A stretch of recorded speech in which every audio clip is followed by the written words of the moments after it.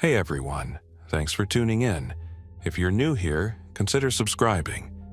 It really helps keep these stories coming.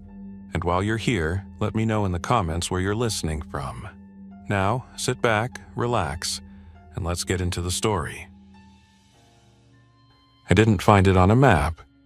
That's the first thing I need to say, because people hear bunker and think of plans, permits, and a clean concrete room with a steel door you order online. This was none of that. This was something I stumbled into while the city was still pretending it could keep the lights on, and the news was still using words like incident and temporary. It started under a building that most people in Philadelphia walk past without noticing. The old Reading Viaduct had already been turned into a park, and the neighborhoods around it, Callow Hill, Spring Garden, Chinatown's Edge, had this mix of new apartments and forgotten industrial blocks that never fully left the 1900s. I was living in a narrow row house I couldn't really afford, but I'd gotten it because I could walk to my job, and because it had a basement that didn't flood every time the Schuylkill sneezed. I'm not military. I'm not a prepper. I'm not the kind of guy who used to watch survival videos for fun. I'm a facilities maintenance electrician by trade, union card, 8 years in the field, mostly commercial work. Offices, schools, old buildings with temporary wiring that somehow lasted 30 years. My name is Nate Dombrowski. I'm 32. I know how to read prints, trace circuits, lock out a breaker, and make something work even when it shouldn't.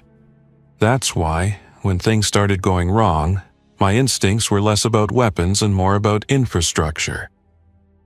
Power, water, barriers. A place where airflow made sense.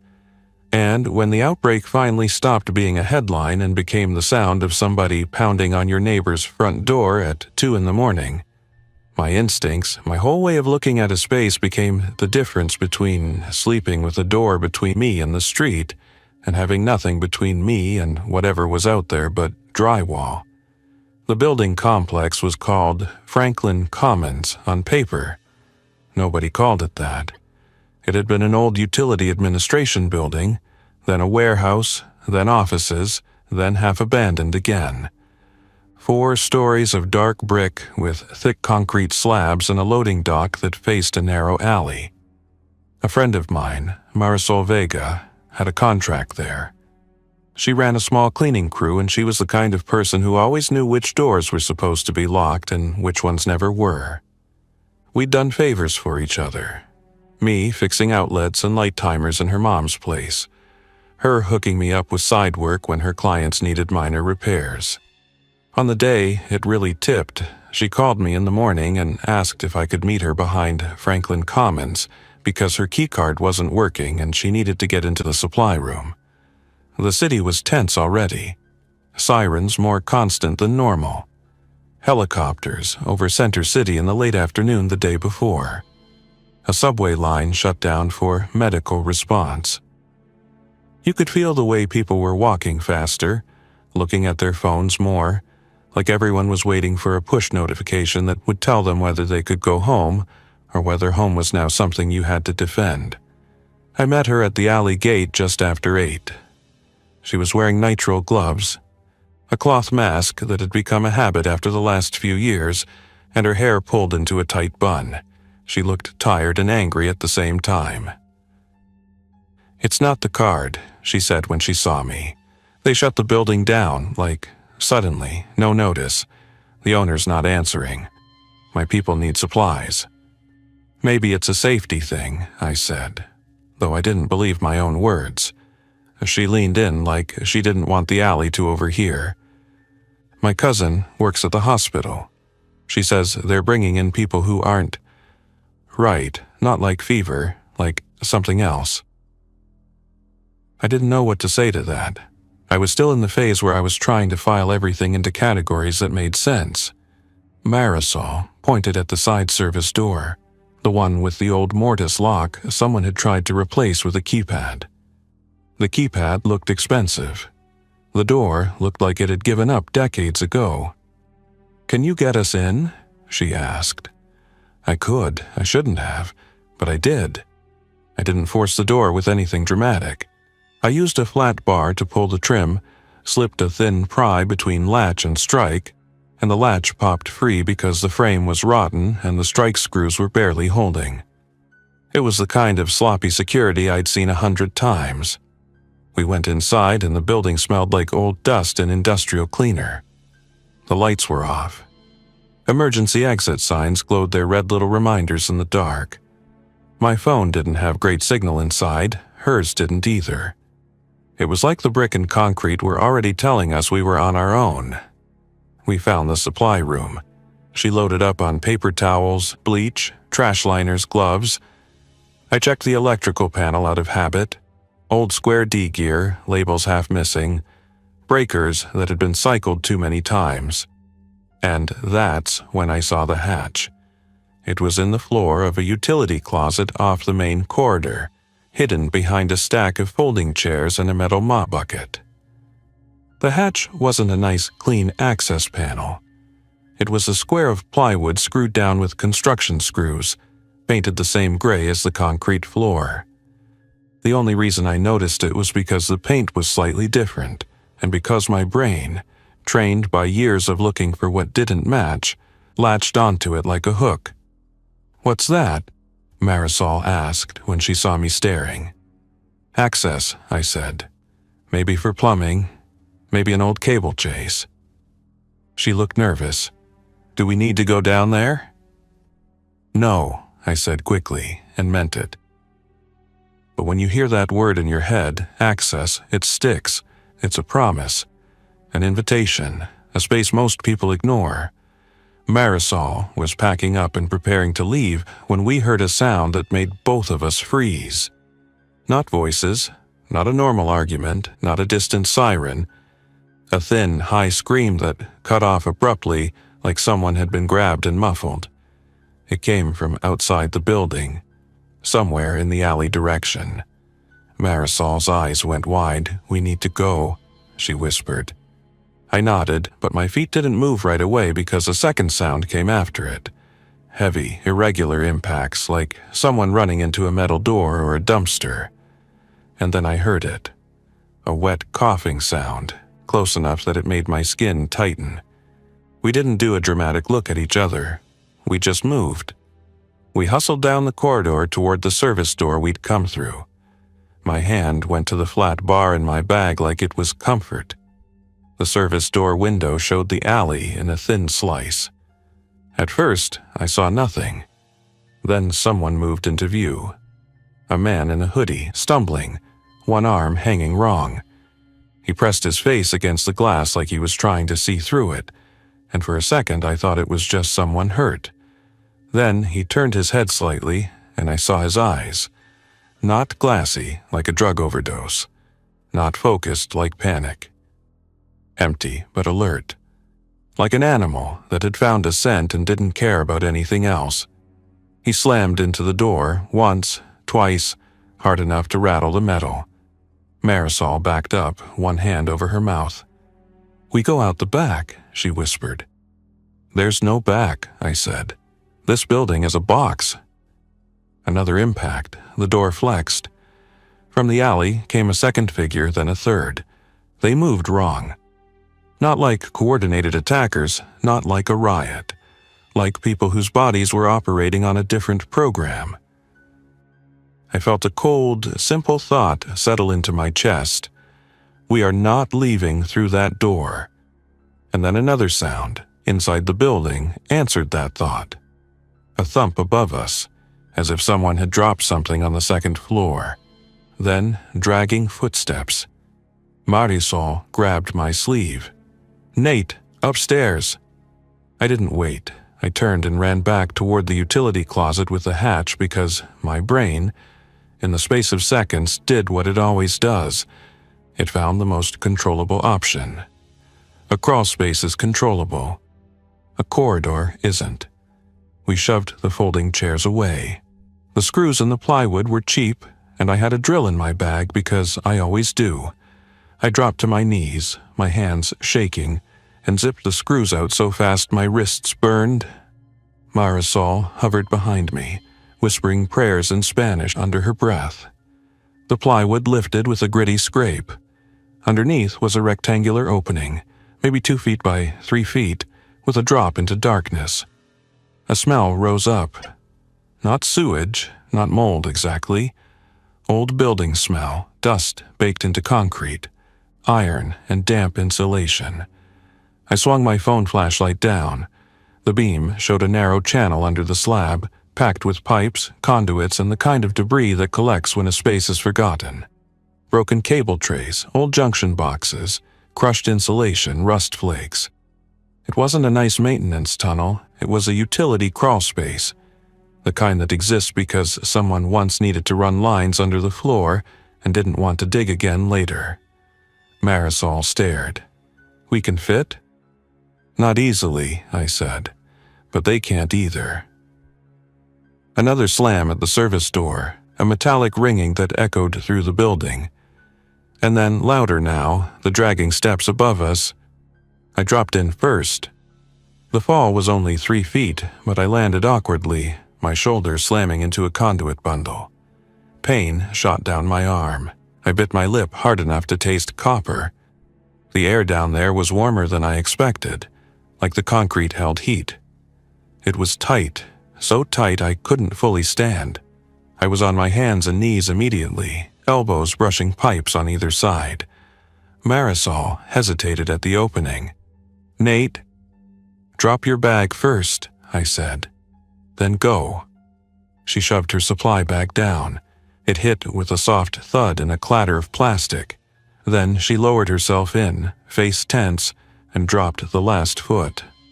As soon as she was down, I yanked the plywood back over the opening and shoved the folding chairs against it from underneath as much as I could. It wasn't much, but it was something. Above us, something hit the closet door. Hard. Once.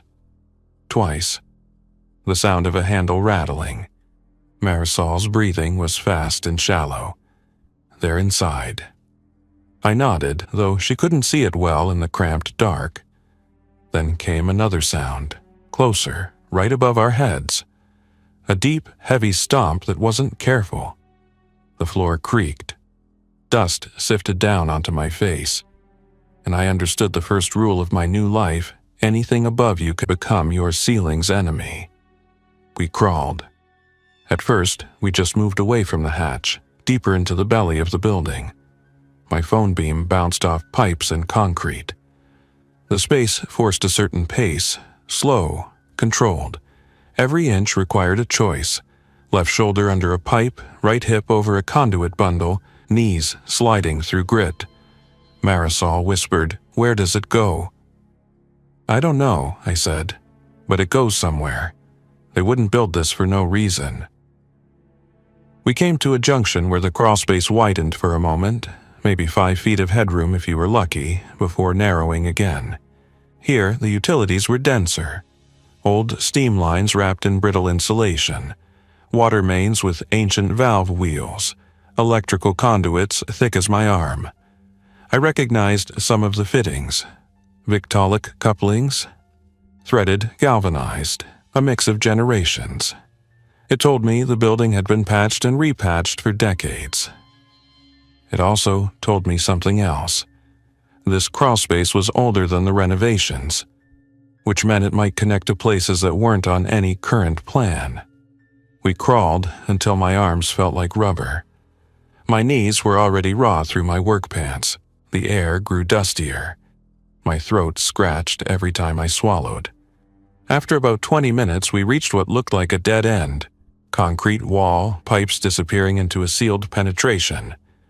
But on the right side, behind a tangle of abandoned cable, I saw a gap.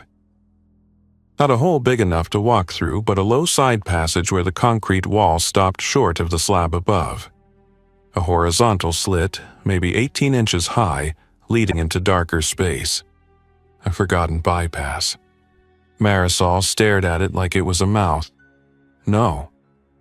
"It's either this or go back," I said. She looked over her shoulder into the crawlspace behind us, as if she could see through concrete and dust to the closet hatch. We both knew the answer. We squeezed through. The passage scraped my chest and shoulders. My tool belt caught on something and I had to unclip it and shove it ahead. The concrete was rough enough to chew fabric. My breath sounded loud in my own ears.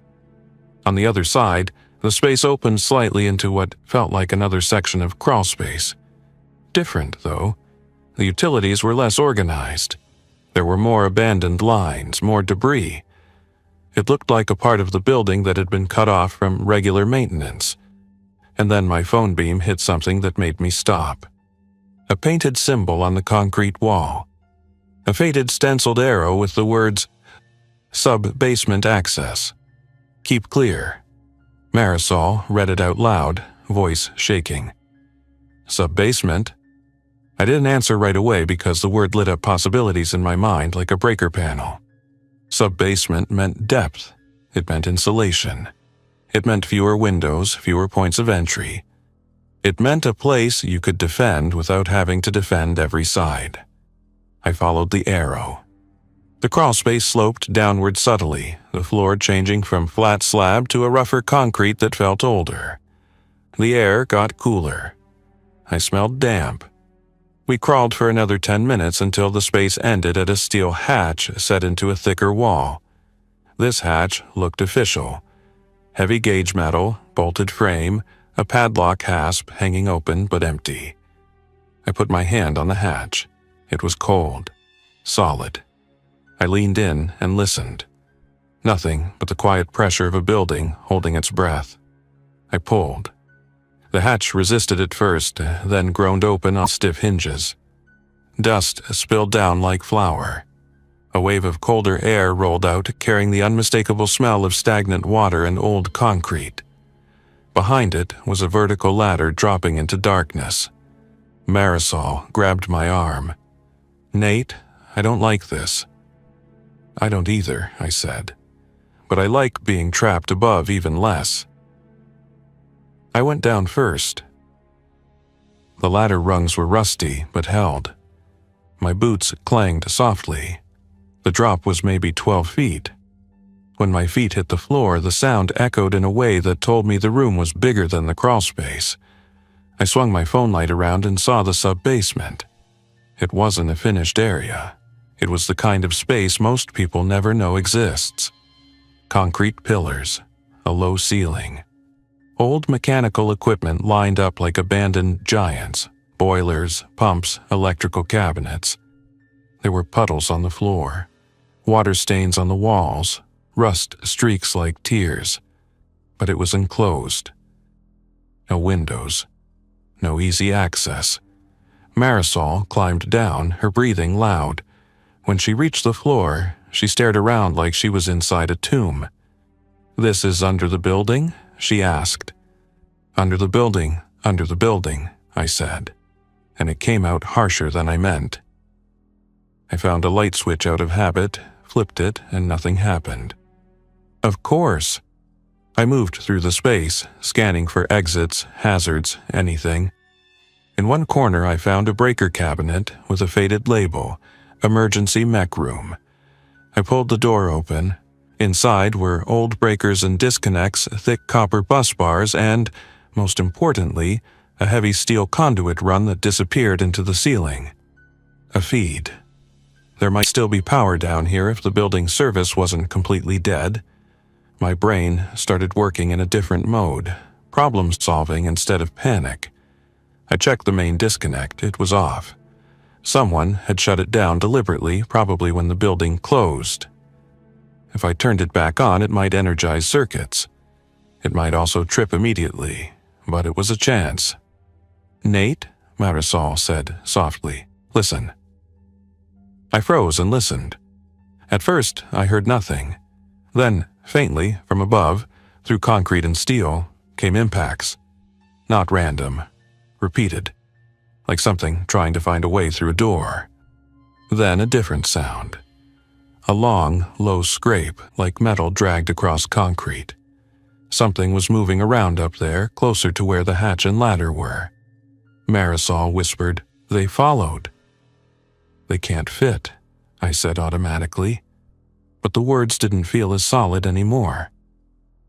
Because the thing about a building is that it has multiple routes.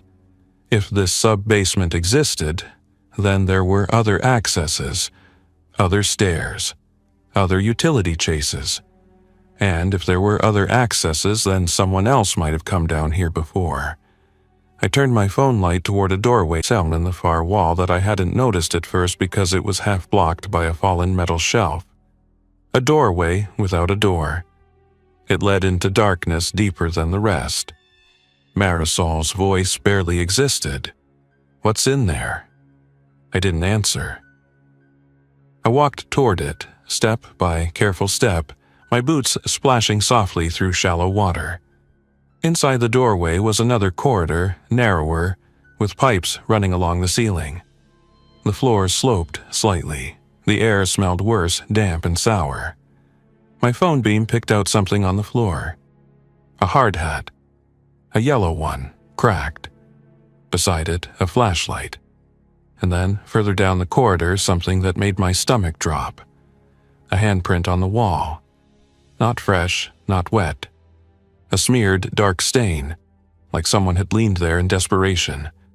Marisol's hand clamped on my sleeve from behind. "We shouldn't." A sound cut her off. A distant groan, not from above, but from ahead. Low, drawn out. Human, but wrong. I backed up slowly, pulling Marisol with me. We retreated into the main sub-basement room, and I closed the hatch at the top of the ladder by pulling the chain that was attached to it. It clanged shut. Not locked, but closed. It wasn't enough. I needed a lock, a barrier, something.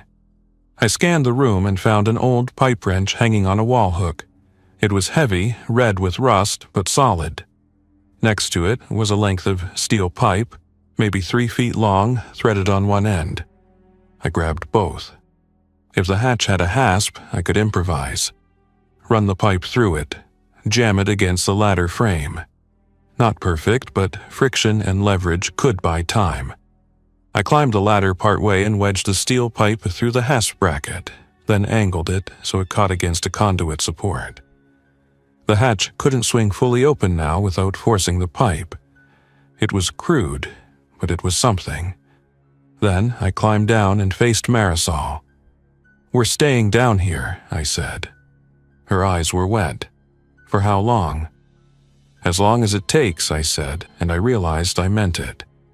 That day was the beginning of my bunker. Not a clean room with a plan. A forgotten utility crawlspace in the sub-basement it led to. A place made of tight passages and hard decisions. And a place that, over the next weeks and months, I would build inch by inch into something that could keep me alive.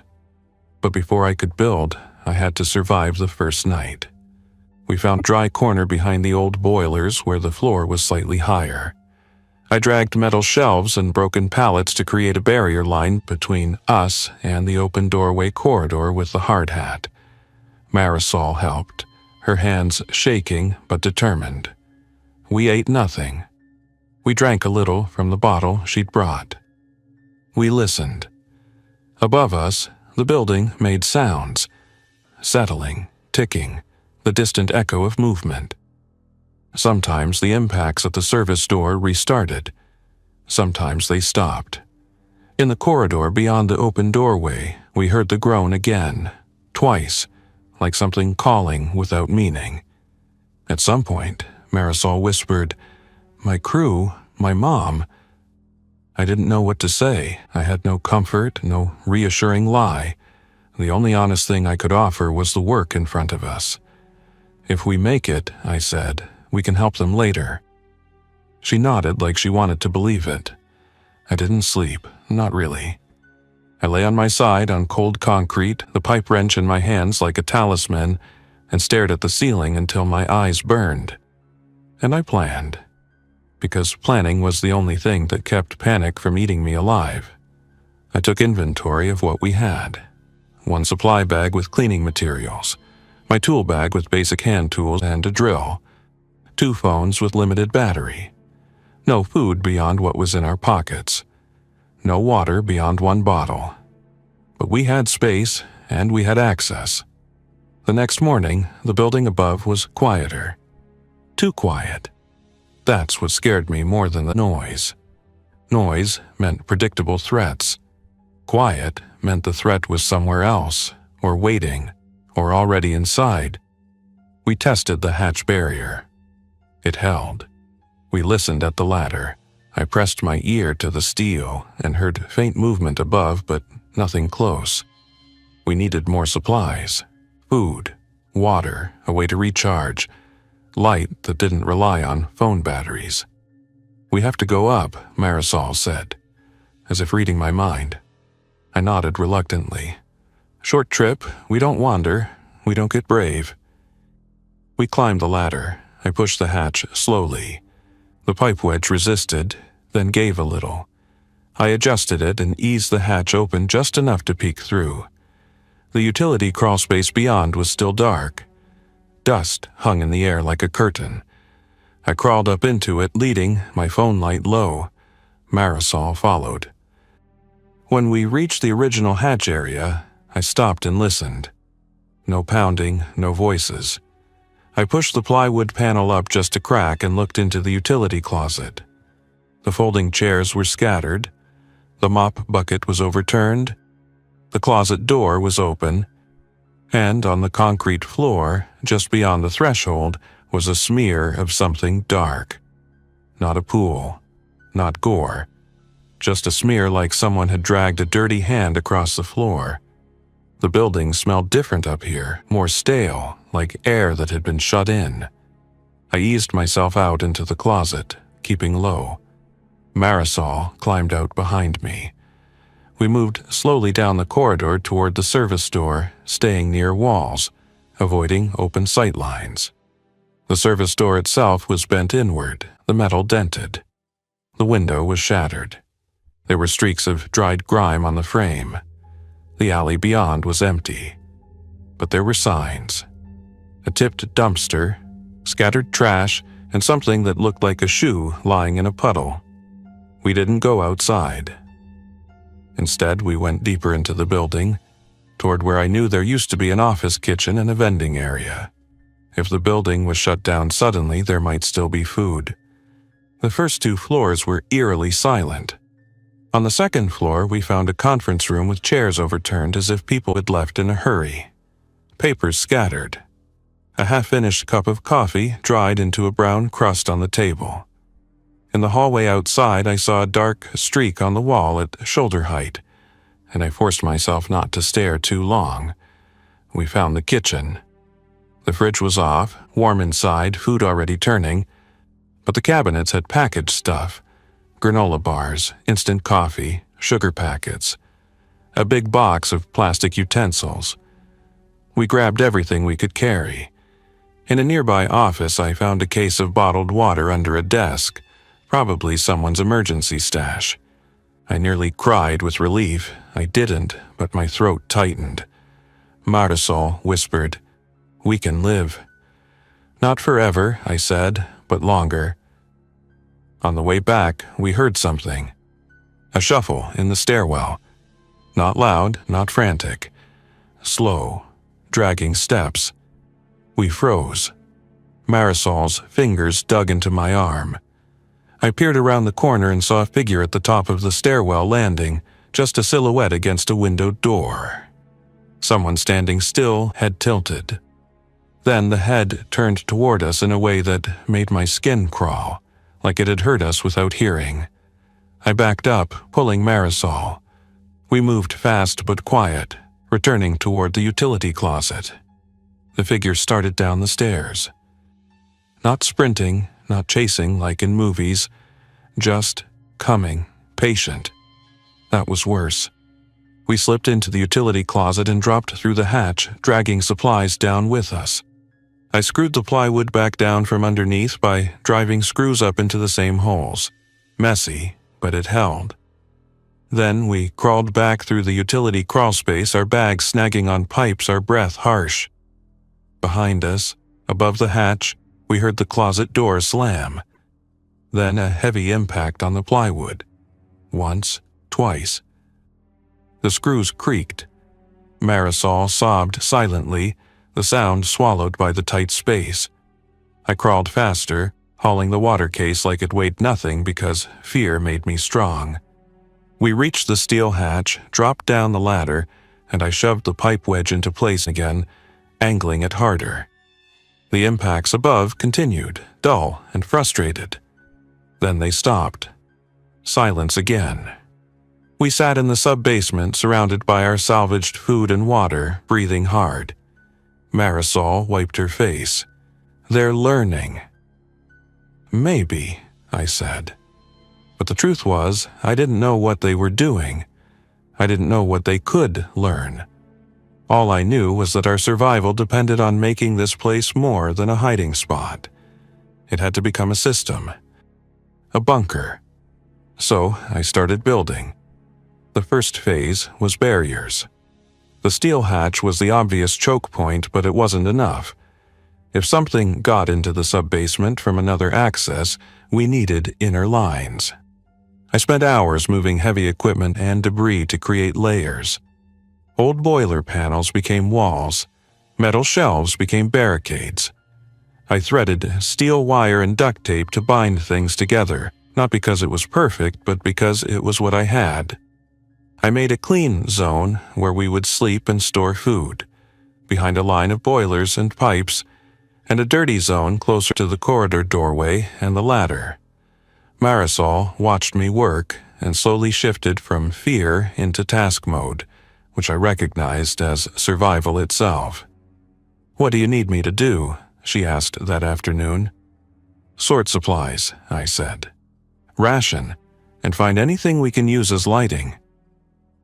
She found an old emergency light fixture on the wall, battery-backed, dead now. She pried it off carefully and brought it to me like treasure. I opened it, examined the wiring, the battery pack. The battery was swollen and useless. But the casing was good. The LED strip might still work if I could feed it power. Power became Phase 2. In the mechanical room, I found an old transfer switch and a panel labeled Emergency. If the building had ever had a generator, it might have been tied to this system. But I didn't see a generator down here. Maybe it had been removed. Maybe it was above, in a courtyard or on the roof. Either way, I needed a way to create small-scale power. I scavenged from the building for days, using the Crawlspace route as my escape hatch. The world above got worse fast. Sirens stopped after a while. Not because things were better, but because the system that sent ambulances had broken down. I saw smoke columns from the roof access once. Fires in North Philly, in Kensington, maybe in South Philly. The city looked bruised from above, like it had been hit repeatedly.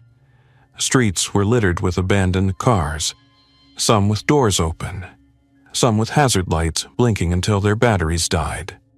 I avoided open streets. I moved through alleys, building lobbies, maintenance corridors, spaces I understood. I collected what I could: extension cords, power strips, a roll of 12-gauge wire from an abandoned job site, a couple of deep-cycle marine batteries from a boat supply store with its front smashed in, a small inverter still in packaging from a hardware aisle. I didn't take a lot, I couldn't carry a lot, and I didn't want to linger anywhere long enough to be noticed. I also found tools I never thought I'd need to use for survival. A pry bar, a bolt cutter, a handheld crimp tool for battery terminals. And yes, I found a weapon. Not a gun. I'm not going to pretend I found a perfect firearm and became an action hero. That's not how this went. I found a heavy steel pipe in the alley behind a plumbing supply store. 3 feet long, thick enough to swing, simple enough that it didn't jam, didn't run out of ammo, didn't attract attention with noise. I wrapped the handle end with tape for grip and called it what it was: a tool for distance. The infected, if that's what they were, moved unpredictably, but one thing became clear within the first week: tight spaces slowed them. They could squeeze through doors and between cars, but in a crawl space like mine, with pipes and conduits and debris, they couldn't surge, they couldn't swarm. That crawl space was a filter. It was why I survived. But it also became a trap if I didn't upgrade it. The screws holding the plywood hatch would not hold forever. So I reinforced. I found a steel plate in the building, an old equipment cover, and bolted it under the plywood to distribute force. I added angle brackets anchored into the concrete slab with masonry screws, creating a frame. I made a latch system from a length of threaded rod and a scavenged gate latch so it could be locked from below. It wasn't pretty, it was effective. I also started marking routes in the crawlspace. You can get lost under a building like that. In the dark, with only a phone light, every pipe looks the same. So I used paint markers from an office supply closet, drawing arrows on the concrete. Blue for to hatch, red for to sub-basement, green for alternate path. That last one, alternate path, was new. Because once I started exploring, I realized something that changed everything. The crawlspace didn't just connect the utility closet to the sub-basement hatch. It spidered. Small side passages branched off. Some led to sealed walls. Some led to other hatches that had been covered over in renovations. And some led to spaces that didn't feel like they belonged under the building at all. Older, rougher, with different brickwork. On the fourth day of exploration, while Marisol monitored the hatch and kept watch from the sub-basement, I followed a branch that sloped toward the alley side of the building. The space narrowed until I had to slide on my stomach, pushing my tool bag ahead. My ribs scraped concrete. My breath got shallow because there wasn't enough room to fully expand. Then the passage opened into a pocket of space, a little chamber where old cables were coiled like snakes and broken conduit pieces lay in piles. And there, in the dirt and dust, were signs of something else. Not just debris. A blanket. A plastic bottle. A crushed can of beans. Someone had been here. Recent enough that the bottle still had a label that hadn't completely rotted. My heart pounded so hard it made my ears ring. Because that meant two things. One, we weren't the first to discover this hidden world. Two, whoever had been here might still be somewhere connected to it. I crawled back quickly, my mind spinning. When I told Marisol, her face tightened. "We're not alone," she said. "Maybe not," I replied. She swallowed. "Maybe it's good." "Or bad," I said. We argued quietly about it. Not yelling, too much fear for that, but tense. She wanted to call out to find allies. I wanted to secure first. "People will steal," I said, "or panic, or bring trouble." "We can't do this alone," she shot back. The truth was, we were already struggling. Food was limited, water was limited. And 2 people in a bunker means 2 people need calories, 2 people need hope. But 2 people also means 2 people can do shifts, 2 people can move heavy things, 2 people can keep sanity from slipping. Adding more people could save us. Or it could get us killed. That night, we heard something new. Not impacts, not groans. A knock. Soft, deliberate. It came from the direction of the corridor doorway, the one that led deeper into the sub-basement system. We froze behind our barricade line, lights off, holding our breath. The knock came again. 3 taps, evenly spaced. Then a voice. Hoarse. Quiet. "Hello," it said. "If anyone's down here, please." Marisol's eyes filled with tears. She mouthed, "Help?" I held up a hand, shaking my head. The voice continued, "I'm not sick, I'm hurt, but I'm not sick, I can prove it. Please." My brain ran through possibilities fast. A survivor, alone, desperate. Or an infected that still had some ability to mimic. Or a trap, someone luring us out. But the voice had something that was hard to fake. Fear, exhaustion, a kind of careful control, like the person knew loud sound could bring danger. Marisol leaned close. "We can't ignore that." I whispered, "We also can't open the door to our life." The knocking stopped. Silence. Then a sound that made us both flinch. A small metallic clatter like someone dropping something on concrete. The voice again, weaker. "I'm putting my flashlight down. I'm backing up, please."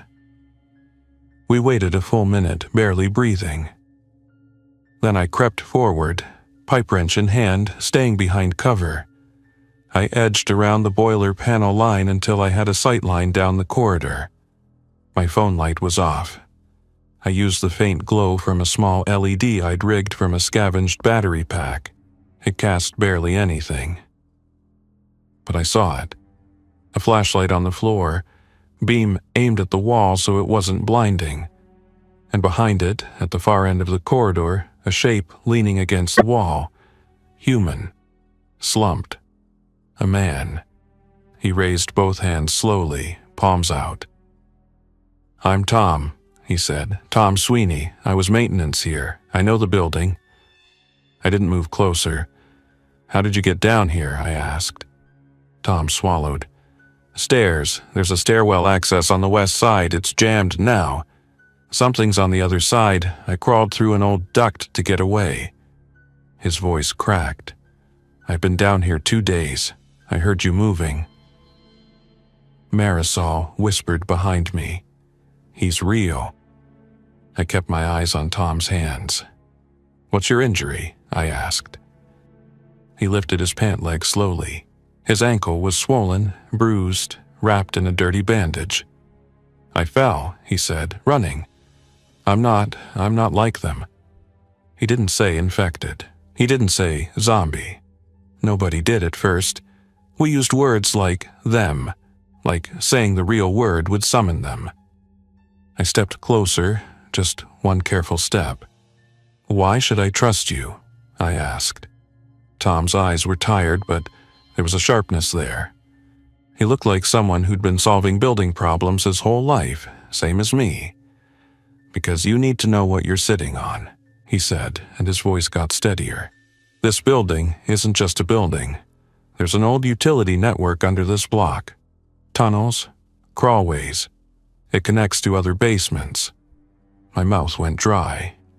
He pointed weakly with one hand. "You found one access. There are more. Some are sealed, some aren't. And some have things in them." Marisol stepped forward despite me. "What things?" Tom swallowed hard. "People, or what used to be people." I felt a cold line run up my spine, because it matched my fear, the open doorway corridor, the hard hat, the handprint. Tom continued. "There's a section they closed off years ago, collapse risk. But the tunnels didn't collapse. They just stopped going down there. And when this started, people ran. Some ran into the tunnels. Some didn't make it." He looked at me. "If you're going to build a bunker in a crawl space, you need to control the network. Or the network controls you." That was the moment my bunker stopped being a hiding place and became a project. Because the threat wasn't just above ground anymore. It was under us, around us, connected. We let Tom in. Not fully. Not into the clean zone. We brought him behind the first barricade line and kept distance. I checked his eyes, his skin, his breathing. I watched for signs of fever or confusion. I didn't see anything obvious, just pain and exhaustion. Marisol gave him water, small sips. He drank like someone who'd been rationing. Then he told us the layout. He sketched it on the back of a torn clipboard sheet with a pencil stub he'd kept in his pocket. The sub-basement we were in was one node. The corridor doorway led to an older utility passage under the block, connecting multiple buildings that had once shared steam and electrical conduits. Some connections were bricked up. Others had old doors. Others were just gaps where someone had run pipes and left space. There was a stairwell access on the west side, but Tom said it was blocked now. Something heavy on the other side pushing against the door, like bodies piled or something wedged. There was also, and this was the part that made my stomach twist, an access to a stormwater maintenance corridor that ran closer to the street. You can hear the city through it, Tom said. Sometimes you can hear noises. And the closed section? I asked. Tom looked away. South branch.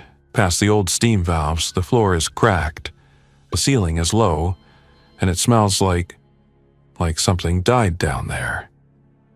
Marisol whispered, "We shouldn't go." Tom's eyes met mine. "You don't have to go," he said, "but you have to seal it, or it'll stay open and eventually something will come through."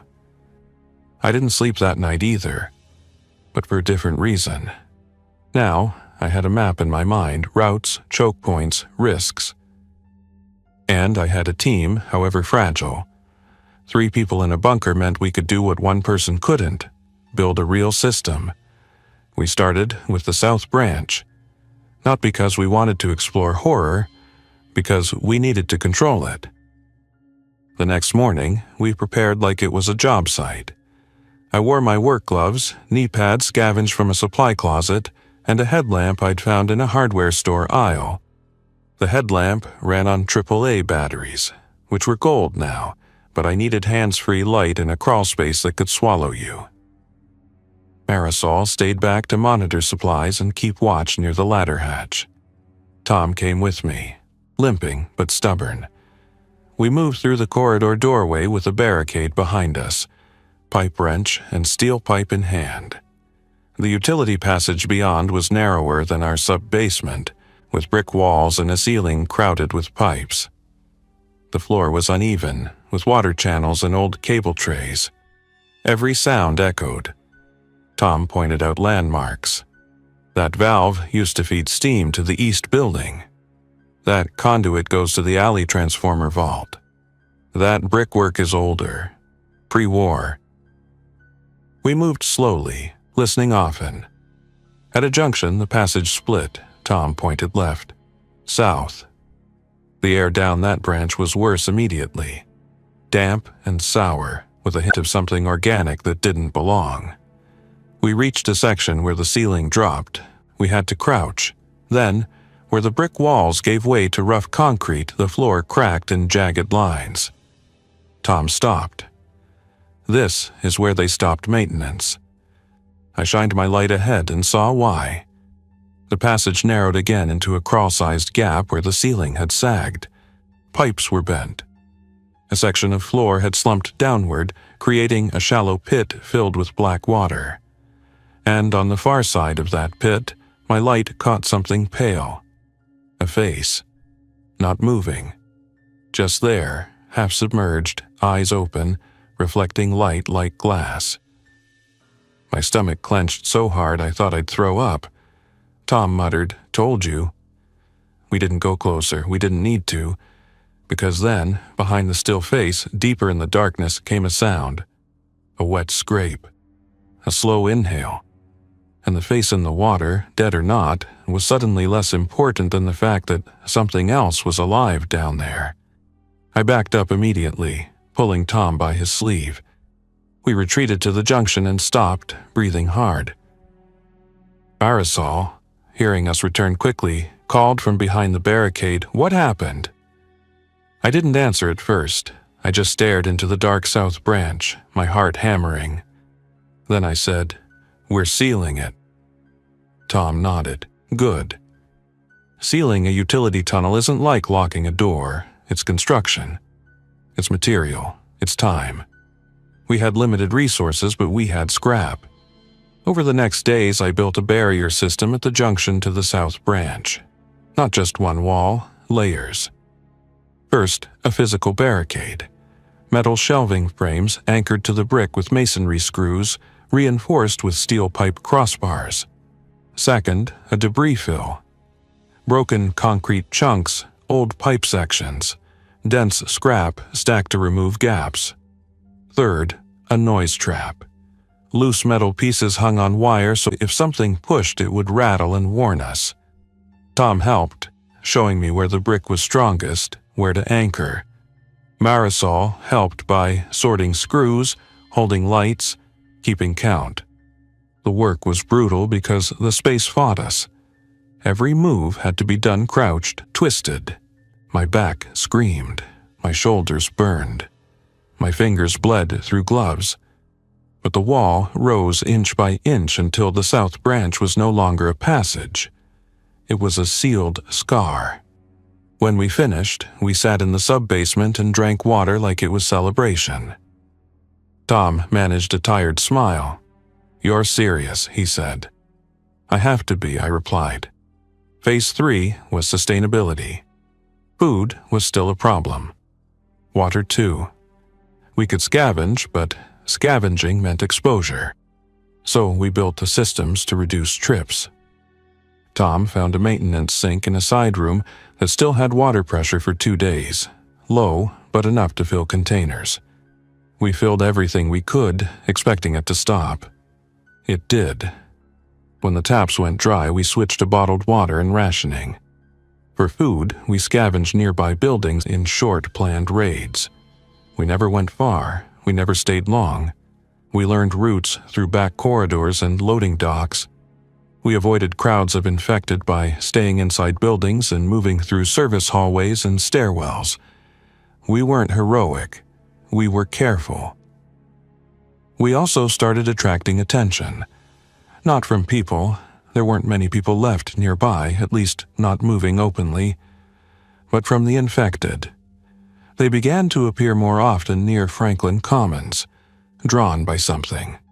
Noise, smell, movement, it didn't matter.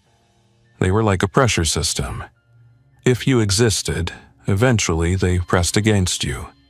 One afternoon, as I returned from a scavenging run with a duffel of canned food, I found the alley service door surrounded. 5 infected pressed against it, hands scraping, faces smashed into the bent metal. They weren't fast, they were persistent. And behind them, another figure lurked in the alley shadows, swaying. I ducked back behind a dumpster and held my breath. Then I heard a sound that made my blood run cold. Not a groan, not a cough, a click-click noise, like teeth chattering or something tapping metal. The figure in the shadows wasn't swaying randomly. It was watching the others at the door. It tilted its head almost like it was listening for something inside. Then it stepped forward and slammed its shoulder into the door harder than the others had. Once. Twice. The door shook. The others joined in, suddenly coordinated. I stayed hidden, heart racing, and realized something. They weren't just pressing randomly. Something about that figure, whether it was a different type or simply one that had learned a pattern, was triggering behavior in the rest.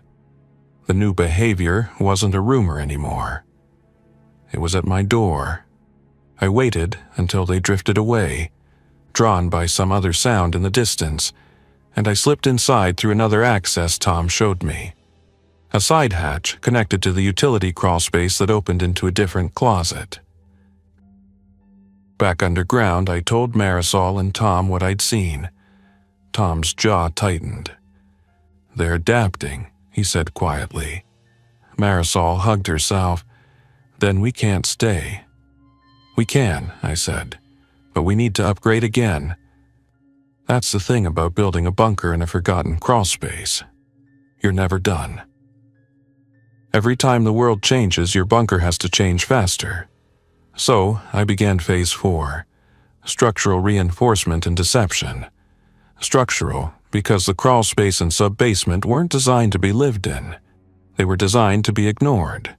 Water seeped in, concrete spalled, rust ate supports. Deception, because if the infected were learning, then we needed to stop advertising our presence. We sealed vents that carried smell upward. We stopped using any light that could leak through cracks. We moved scavenged supplies during the quietest hours. Tom taught us an old trick: create false noise points away from your entry. Hang a loose metal gate in a far corridor so the wind could rattle it and draw attention there instead of at your real hatch. We set up decoys. We made the service door look more damaged than it already was, blocking it with junk so it seemed impassable. We made other routes look open, while actually being dead ends filled with debris. Meanwhile, I reinforced the real hatch. I replaced the plywood with a layered system. Plywood under a steel plate bolted down, with a crossbar that locked into brackets anchored into concrete. To open it from below, you had to remove a pin and slide the bar, something the infected couldn't do. To force it, you'd need tools and time. Time we hoped not to give. Marisol started keeping a journal of supplies and times, like a logistics manager. Tom improved our map, marking every branch and sealed point. He even found an old set of building plans in a filing cabinet upstairs and brought them down, the paper smelling like mildew but the information priceless. We were becoming a small underground operation. Then, on a day that felt too normal, quiet, steady work, a little laughter over a ridiculous memory, everything changed again. It happened in the crawlspace. I was alone in the utility crawlspace, checking one of the alternate routes because I'd heard a faint sound there the night before, a soft scrape that didn't match pipes expanding or water dripping. I moved slowly, headlamp dim, marking my path. The crawlspace narrowed, forcing me on my stomach. I slid forward, elbows digging into grit, pushing my light ahead. The scrape came again. Closer now. Then I saw movement at the edge of my beam. Not a rat, not a falling piece of insulation. A hand. A human hand, dirty, fingers trembling, reaching out from behind a pile of old cable. I froze so hard my muscles locked. A face appeared next, a woman's face streaked with grime, eyes wide with terror. She pressed a finger to her lips. "Please," she mouthed silently. My heart slammed against my ribs. Because she was alive. And because she had been down here in this crawlspace network possibly for days. And if she was alive down here, then so could something else be. I whispered, barely audible. "Who are you?" Her lips moved. "Leah." Her voice was so soft it was almost nothing. "Don't go back yet. There's one between us and your hatch." My blood turned to ice. "One what?" I whispered. She swallowed, eyes flicking behind me like she could see through concrete.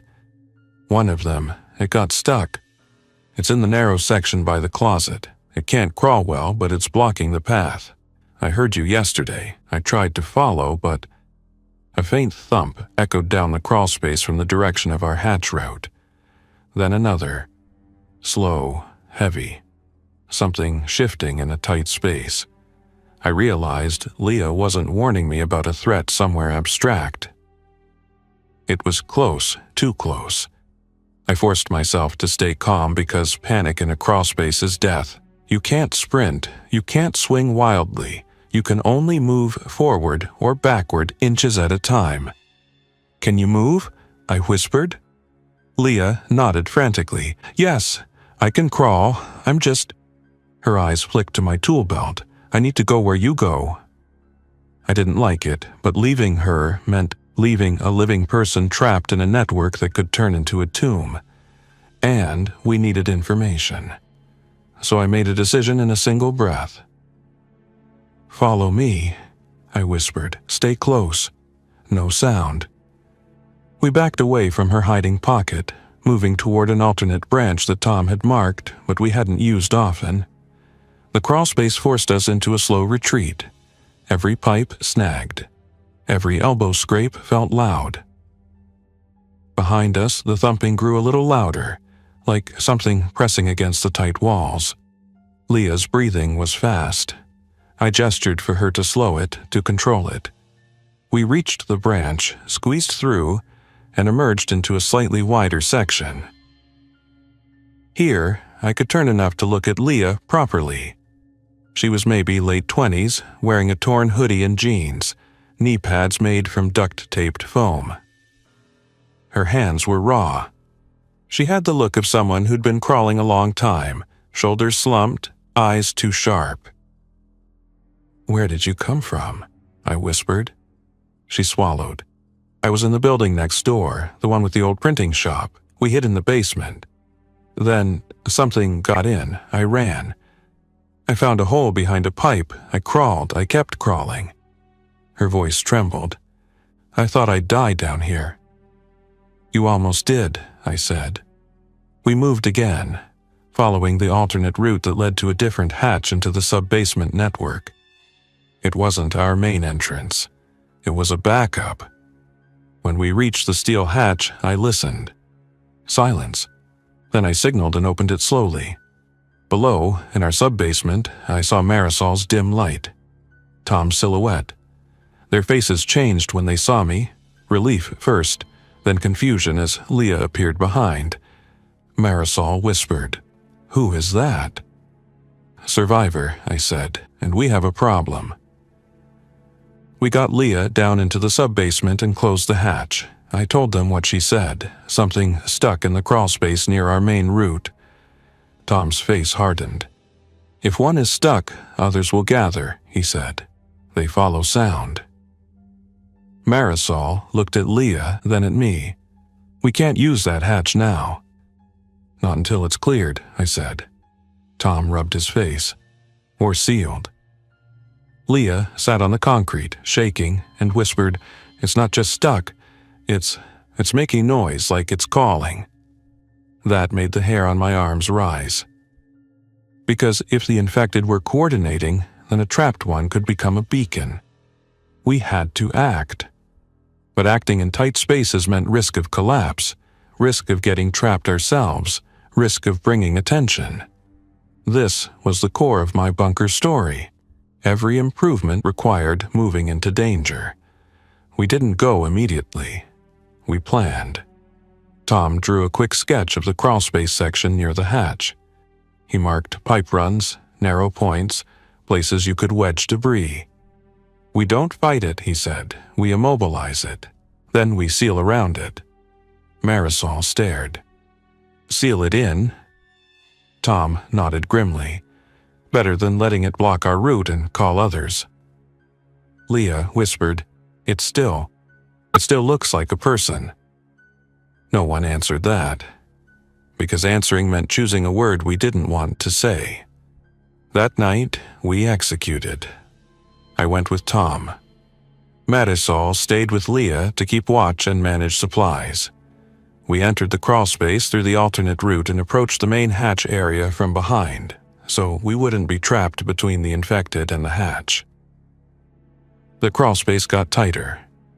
My headlamp beam cut through dust. Then we heard it. A rasping sound, like a throat trying to make noise without air. A scrape of fingers on concrete. We saw it in the beam. A figure wedged sideways between two pipe bundles, one arm pinned, legs bent awkwardly. Its head turned toward the light, mouth open, teeth clicking softly. It wasn't thrashing like an animal trapped. It was trying to move, but the space wouldn't let it. Its eyes, again that empty alertness, locked on us. It made the rasping sound louder, like it was trying to call. Tom leaned close to my ear. No sudden moves. We worked like mechanics, not fighters. We used steel pipes and scrap to pin its limbs further, wedging its arm against a conduit bundle so it couldn't reach. We looped wire around a pipe run and tightened it, creating a barrier line between its head and our path.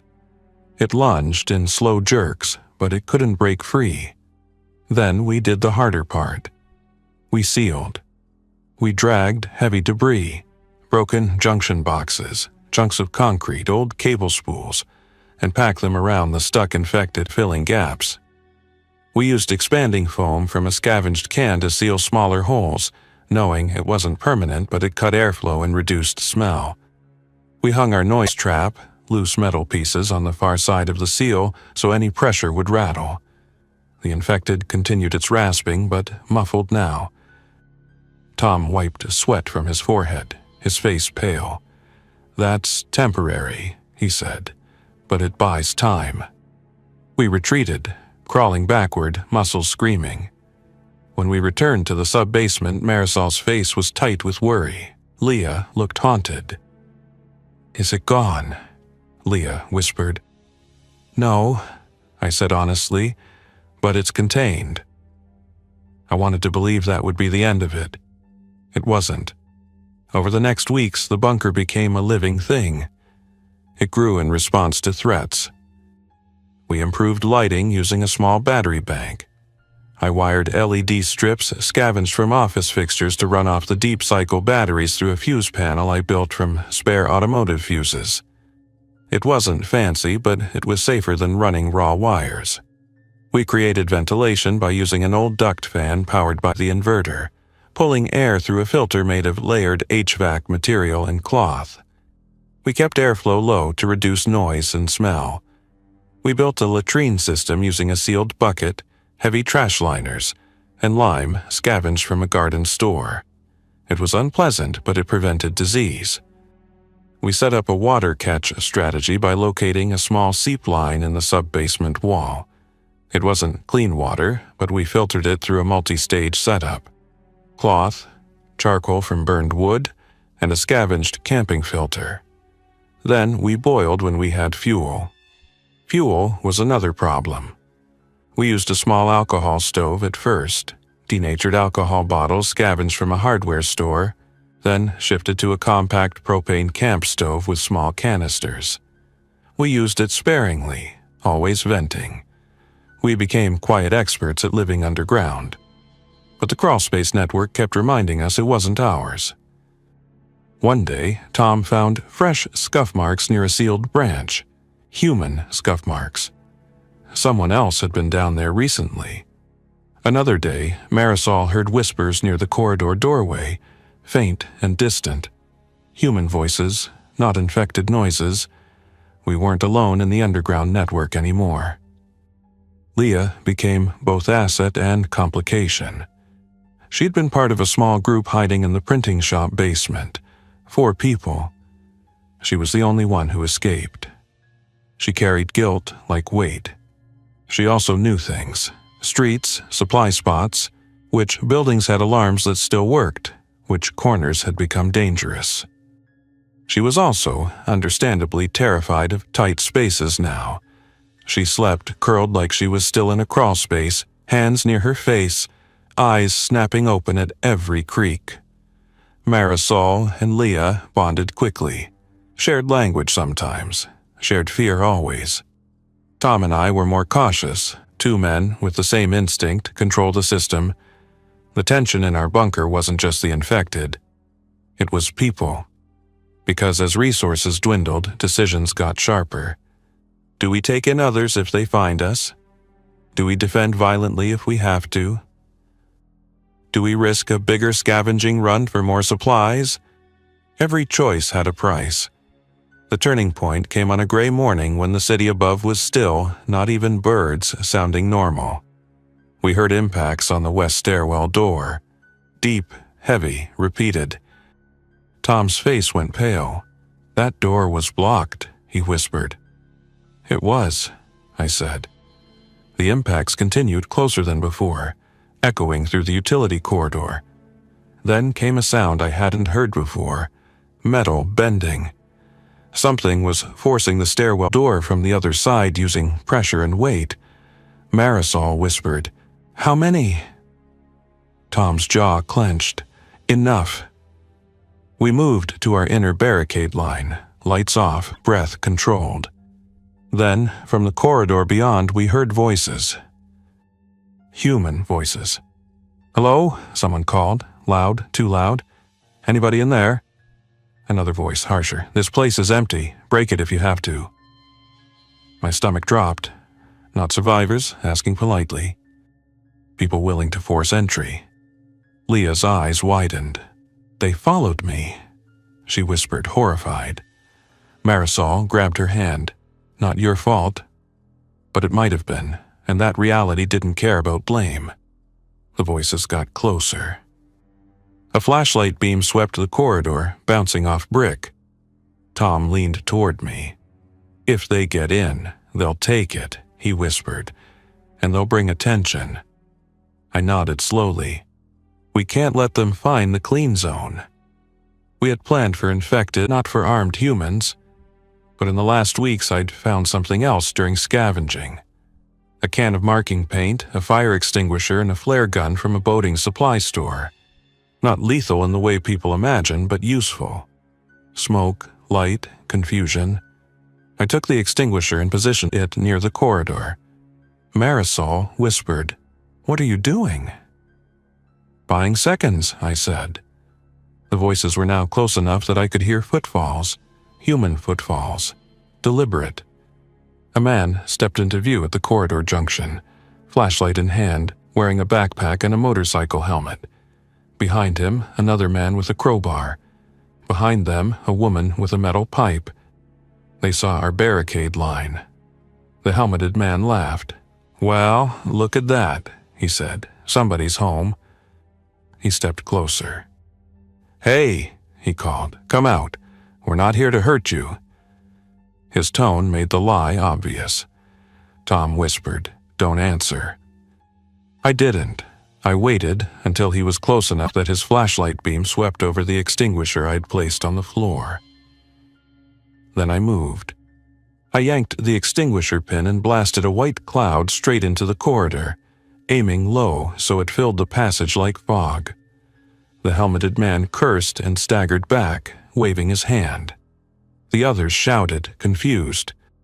In the chaos, Tom and I pulled a secondary barrier panel into place, an old metal sheet we'd hinged as a quick close gate. It slammed shut with a metallic bang. The voices erupted. "What the? Open it. Break it." We retreated deeper into the bunker, moving fast but controlled. The extinguisher cloud would settle eventually. The gate wouldn't hold forever against tools. But the noise, shouting, banging, was already echoing through the underground network. And noise brings infected. That was our hope. Not a heroic fight. A calculated use of the environment. We waited in darkness behind our inner line, listening. The humans cursed and hammered at the gate. Metal clanged. Concrete vibrated. Then, from farther down the corridor, the south branch direction we'd sealed, we heard the muffled rasping again. Louder now, as if responding to the noise. Then, faintly, another sound. Groans. Multiple. Distant, but approaching. Tom's eyes met mine in the dark. He whispered, "Here they come." Marisol clutched Leah, both trembling. The humans at the gate kept working, unaware or unwilling to believe what was coming. Then a scream. Not infected. Human.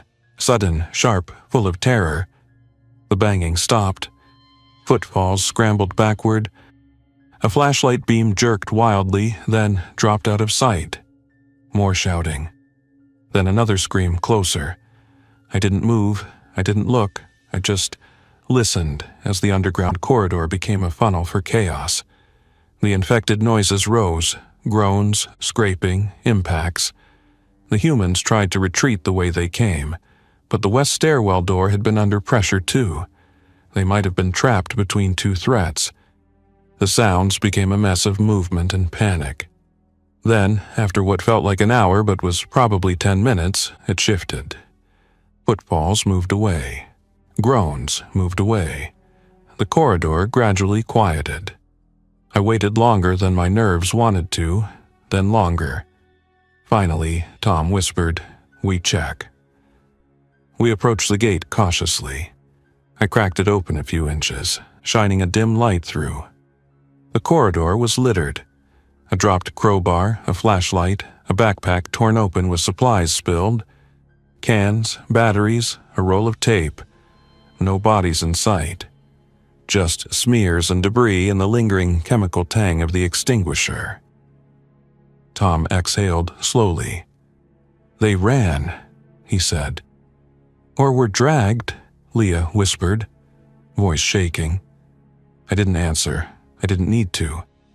Because the point wasn't what happened to them. The point was what almost happened to us. We had become a target. Not just for infected, but for people. And our bunker, built in a forgotten crawlspace, was only as safe as our secrecy. So we changed again. We sealed the corridor entrance further, adding more layers, making it look like collapse. We removed any obvious signs of life. We stopped using the corridor doorway at all unless necessary. We shifted to using the Crawlspace network for movement, because it was tighter, harder for groups to navigate, easier to control. We also made a decision that weighed on all of us. No more open invitations. If someone knocked and begged, we would listen. We would evaluate. But we wouldn't open just because it hurt not to. Because survival underground wasn't about being good or bad. It was about being alive. Months passed in a strange rhythm. We built, we scavenged, we avoided. The city above changed into something quieter and more dangerous. Plants grew through cracks. Fires burned out. The skyline stayed, but life inside it shifted. The infected didn't disappear. They drifted. They gathered sometimes, responding to sounds, then wandered again. We learned patterns. Mornings quieter, late afternoons more movement, nights unpredictable. We also learned that the underground network had its own ecosystem. Rats appeared, bold and hungry. We set traps. We kept food sealed. We learned to live with the sound of claws and walls. Water seeped more in rainy periods. We built small channels using scrap plastic to direct it away from sleeping areas. We elevated supplies on shelves. We reinforced the crawlspace ceiling in one section with scavenged lumber and jacks because a crack had started to widen. Tom's knowledge saved us there. Concrete fails slowly until it doesn't, he said grimly. The bunker became a patchwork of fixes. And yet it held. Until the day we found the other forgotten section. It happened because Leah, restless and determined, insisted on exploring an old branch Tom had marked, but we hadn't opened, one that led toward what used to be a shared utility vault. We need options, she argued. If this place gets compromised, we need an exit. Marisol backed her. We can't stay trapped. Tom was skeptical. I was skeptical, but both of them were right. So we planned a controlled exploration. We chose a day after a storm, when city above was noisy with dripping and wind, masking small sounds. We packed light, headlamps, one crowbar, marking paint, a rope, and a small battery lantern. We entered the crawlspace and followed Leah's direction. The branch went deeper than others, sloping and narrowing. The air got colder. The smell changed, less building dust, more earth. At one point, the concrete floor turned to packed dirt. Tom frowned. That's older, he murmured. This might be pre-modern utility. We reached a section where the crawlspace opened into a small brick-lined chamber with a low-arched ceiling. It looked like an old utility vault, the kind used for valves and access points. In the center was a metal door set into the brick, rounded top, heavy, with an old handle and a latch mechanism. It looked like a door from a different era. Someone had painted over it once, long ago. The paint was flaking. Tom whispered, I didn't know this was here. Leah's eyes were wide. What is it? I stepped forward, feeling the weight of the moment. I put my hand on the door handle. It was cold, solid. I listened. At first, nothing. Then, faintly, from beyond the door came a sound. A slow scrape. A soft, repeated thump, like something moving in a tight space. Marisol whispered, No. Tom's voice was tight. This might connect to another building, another basement. Leah swallowed. Or another group. I didn't want to open it. But the bunker story wasn't just about hiding. It was about the cost of not knowing. If something was on the other side, infected, people, a collapse risk, then leaving it unknown meant leaving a threat unmeasured. So I made the hardest kind of decision. I chose controlled knowledge over comforting ignorance. We don't open fully, I said. We crack it. We look. We close. Tom nodded reluctantly. Marisol looked sick. Leah looked like she was holding her breath. I disengaged the latch slowly, every click loud in my mind. Then I pulled the door just enough to open a narrow gap. Cold air rushed out, carrying a smell that made my stomach twist. Not damp, not dust. Something stale and human, like a space that had held bodies too long. My headlamp beam slid through the gap and illuminated a corridor beyond. Brick walls, low ceiling, older than everything we'd seen. And then my light hit something else. A line of chalk marks on the wall. Not random. Symbols, arrows, X's, a crude map, and in shaky handwriting, a message. Do not go east. Marisol whispered, "Who wrote that?" Before anyone could answer, something moved in the corridor. A shadow crossing the beam quick. Then a face appeared at the gap, close enough that I saw the texture of skin, the wide eye reflecting light. Not infected. Human. A man, thin, dirty, eyes wild. He whispered, close it now." His voice was urgent, terrified, but controlled enough to be real. I froze, heart pounding. He pressed his fingers against the door gap like he wanted to push it shut himself. "You don't understand," he hissed. "They're in there. They're not right." Tom whispered, "Who are you?" The man's eyes darted behind him into the corridor.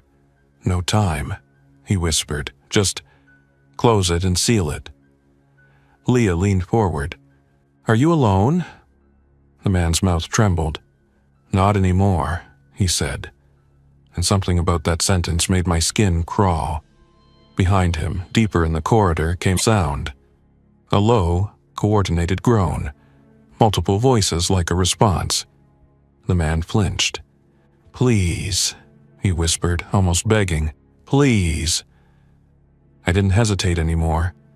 I shoved the door shut, slammed the latch, and backed away hard, breathing fast. The groans muffled behind brick and metal. Leah looked at me, eyes huge. We just met someone," I said, voice shaky, "and we just found another connected section." Tom wiped his face. "And they told us not to go east," he said, "which means east is bad enough to warn strangers." Marisol whispered, "So our bunker connects to more?" "Yes," I said, "and maybe that's what we've been missing." Because until that moment we'd been thinking of our bunker as a place under one building. But it wasn't. It was a node in a buried network of forgotten spaces. And networks mean pathways. Pathways mean threats. But they also mean escape routes, water sources, supplies, maybe other survivors who weren't predators. It meant our story wasn't just about staying hidden. It was about deciding what to do with a hidden world that connected us to everything else. We retreated to the sub-basement and sat in silence, absorbing it. Leah finally spoke. "We can't just seal everything and pretend," she said. "At some point, we need to know what's out there." Tom shook his head. "Knowing gets you killed." Marisol looked between them. "Not knowing gets you killed too." They turned to me, the unspoken question landing on my shoulders. "What now, Nate?"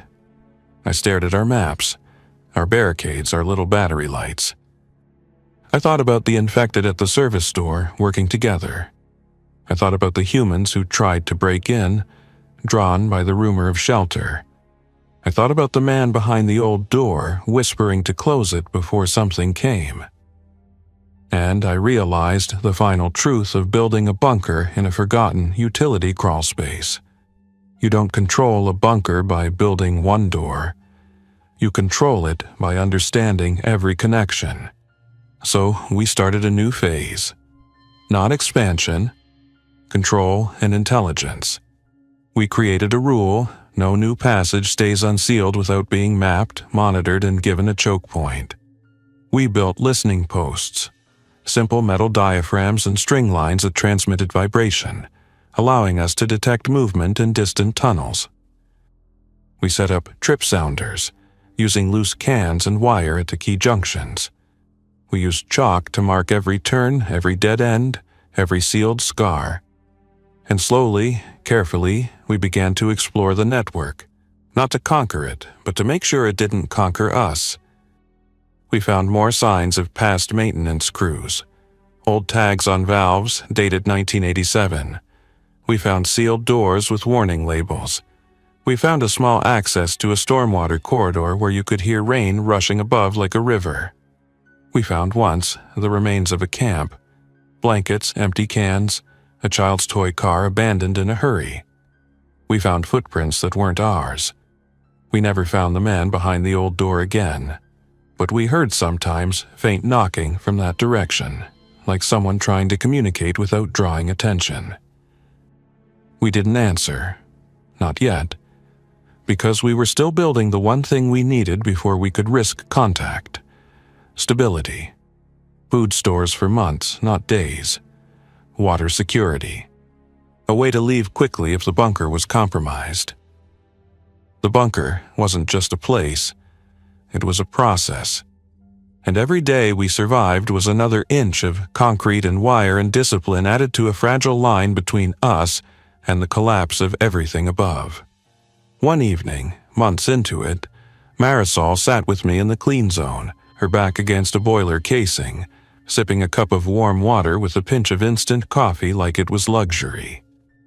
"You know," she said softly, "if you hadn't seen that hatch, we'd be dead," I said. She nodded. "Or worse."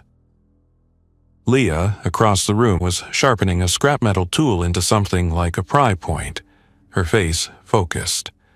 Tom was marking the map again, pencil moving carefully. We looked like a strange underground workshop crew. 3 survivors and 1 electrician who'd accidentally become a bunker builder. Above us, the city existed in broken pieces. Below us, the network waited, full of sealed doors and unknown corridors.